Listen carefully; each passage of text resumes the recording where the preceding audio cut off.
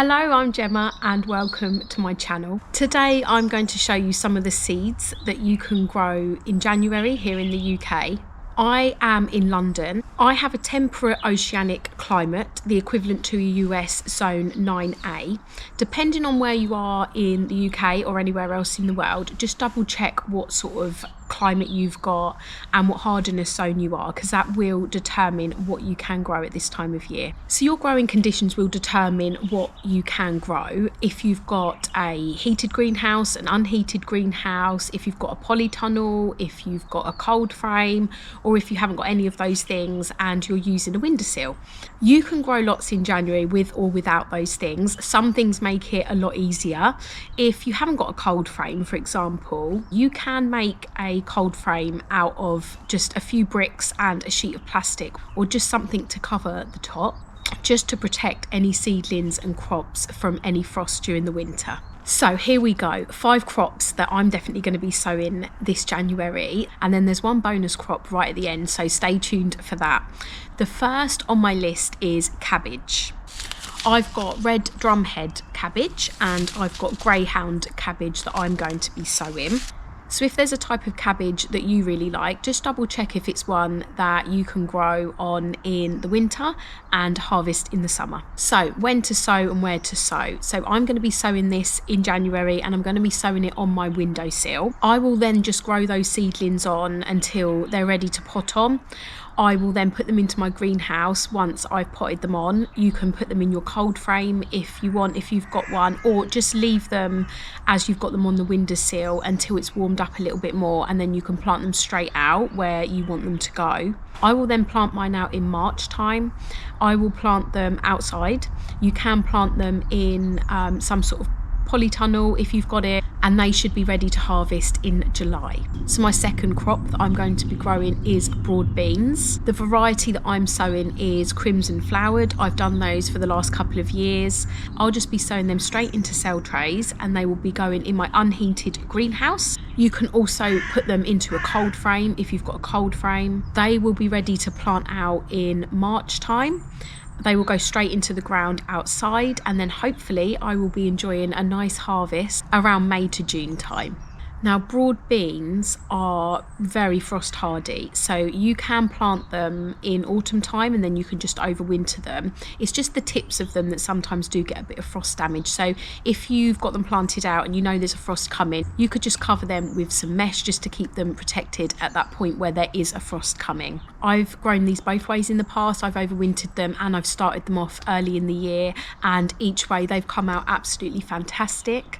The flowers on them are absolutely beautiful as well, especially when they start coming out in spring, when, you know, there's not a lot going on flower wise. You're waiting for those first signs of spring, and they're a really deep purple colour. They are absolutely gorgeous flowers. So the third crop that I'm going to be sowing is peas, and I've got Oregon sugar pod peas. So they are a sugar snap pea and they're a variety that you can grow on early. So I'm going to be sowing them in January. I'm going to be sowing them in cell trays and I will let them grow on my windowsill for a couple of weeks. I will then plant them out around February time into my mini polytunnel, as I have half of my mini polytunnel with purple sprouting broccoli that I planted last year. So the other half I will fill with these sugar snap peas.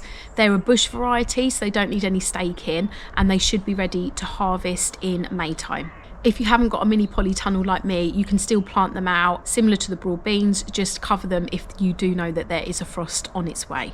The fourth crop that I am going to be sowing in January is spinach. I've got the variety Viroflay. You can have a look, there's so many different varieties of spinach and you'll be able to sow pretty much all of them in January. Just double check the growing conditions for each variety. I will be planting them out in February. I will be putting these in my large polytunnel because they will be ready to harvest in around April time. Otherwise they probably will bolt. After that time they will just run to seed and flower.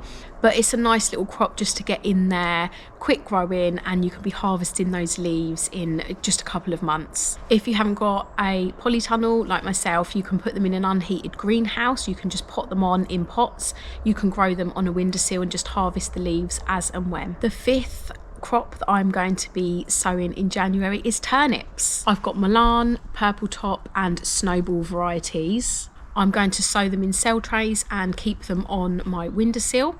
I'll be planting them out in around February time, and I'm going to be into planting these in my polytunnel and my mini polytunnel, just where there's a bit of space, because again, this is a crop that is quite fast growing, and I should be able to harvest some of these in around April time before a lot of the summer crops will be going in.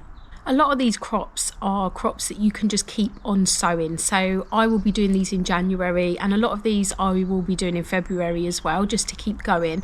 I have to say I rarely stop sowing vegetable seeds, because you always need something to fill any gaps, and it's always nice to have something being sown and grown all throughout the year. When I am growing on my windowsill, I just use quite small trays. I get them off Amazon, and they're really small. Some of them have got covers on them, so they keep the humidity in and they keep the heat in and just help with germination. They don't take up much space at all, and it just means that I can be growing something through the winter months. If you haven't got a lot of space on your windowsill, you could just use one cell tray and just use one row for each type of crop, so that at least you've got something being grown during January.